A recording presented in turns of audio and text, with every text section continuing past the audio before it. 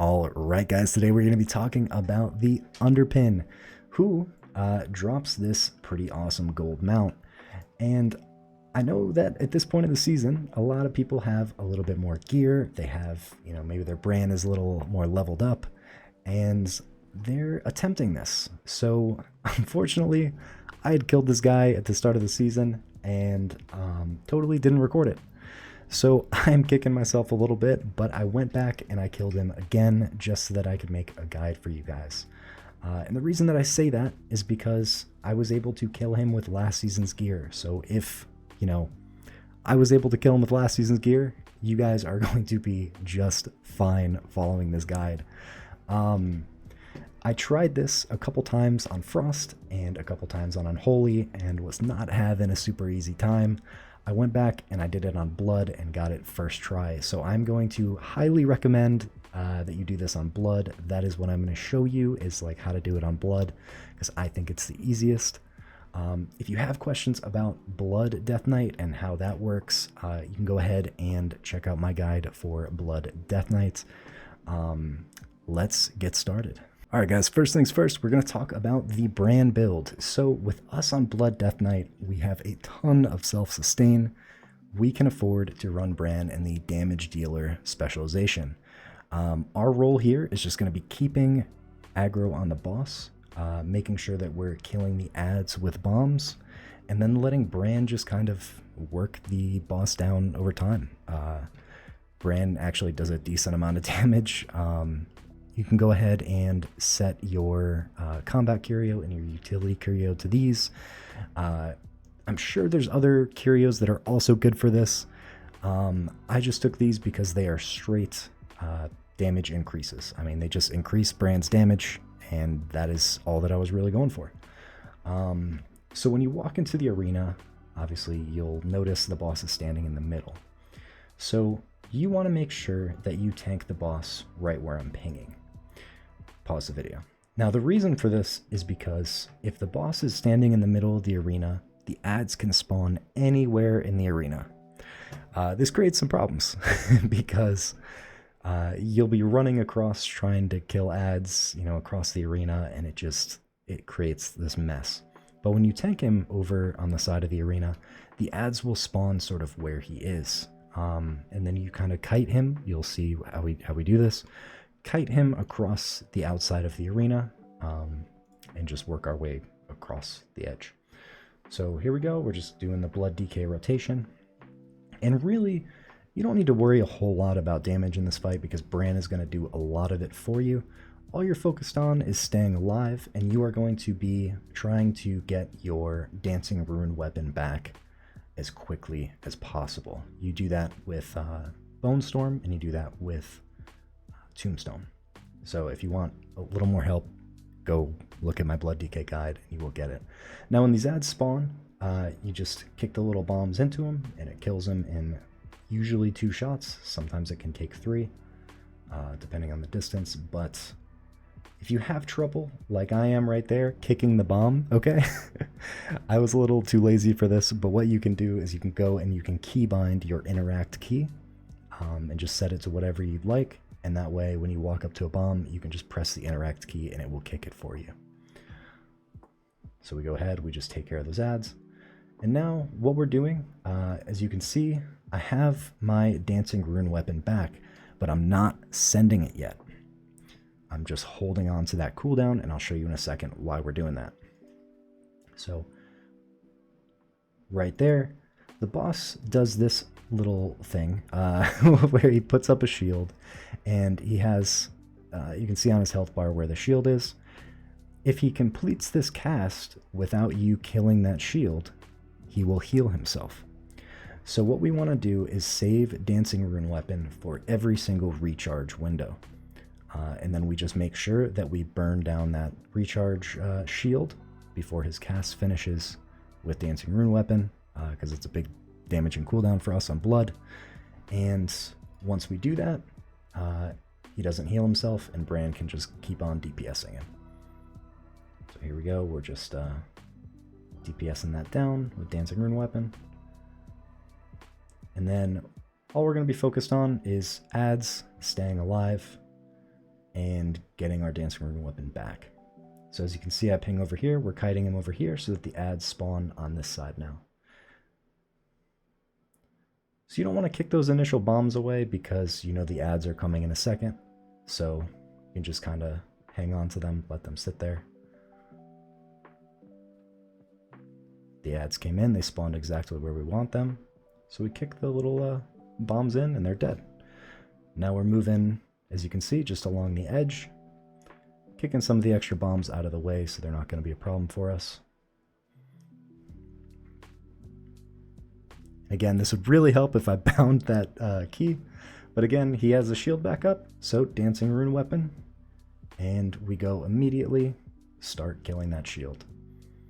With the shield down, as you can see, he's already at 59%, so we're making good progress. It's just the same sort of movement every time.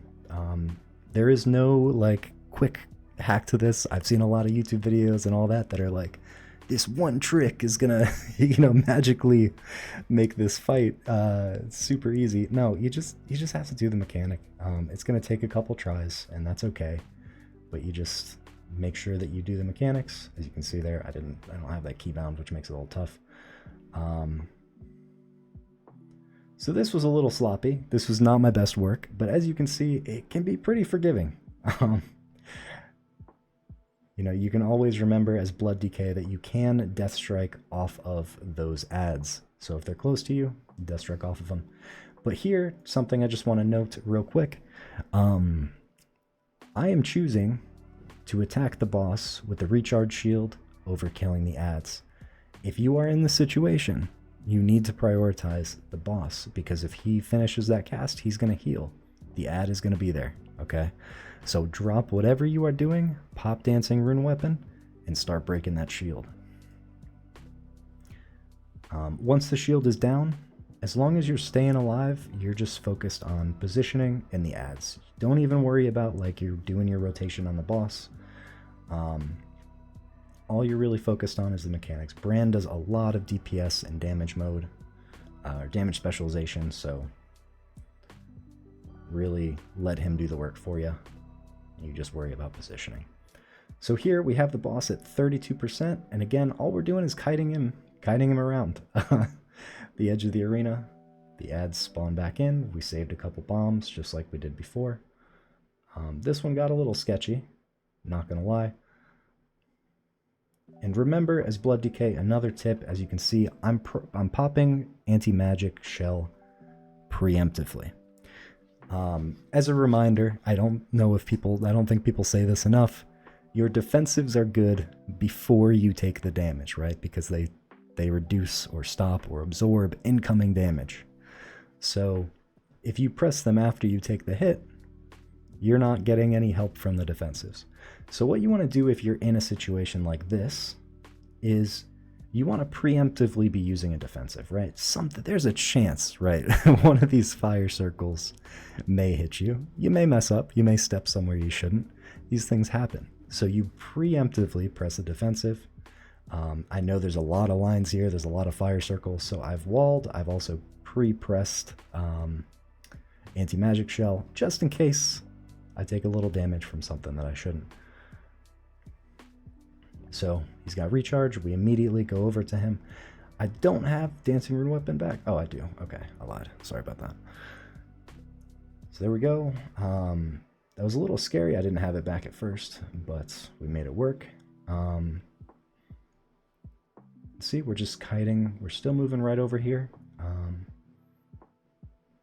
Killing those ads, and as you see, they got low, so I decided I just do some damage to them, because between me and Brann, we can kill them if they get that low.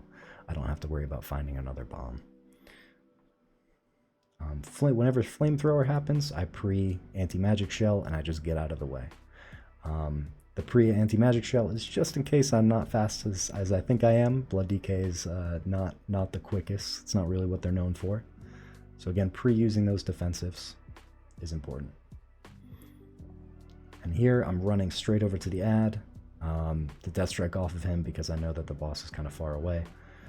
This was my biggest mistake in this whole encounter. And I didn't go back and I didn't re-record this of me doing this fight perfectly so you could just see like the perfect fight, right? I want to show you that it is okay if you make some mistakes. I popped Purgatory, bad Blood Death Knight. I got him halfway through the recharge before I started hitting the shield, bad Death Knight. But here's the thing, you can make these little mistakes as long as you just stay calm, right? Stay in the fight.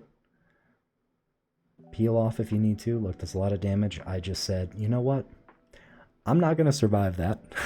He's going to get this heal off, and that's okay.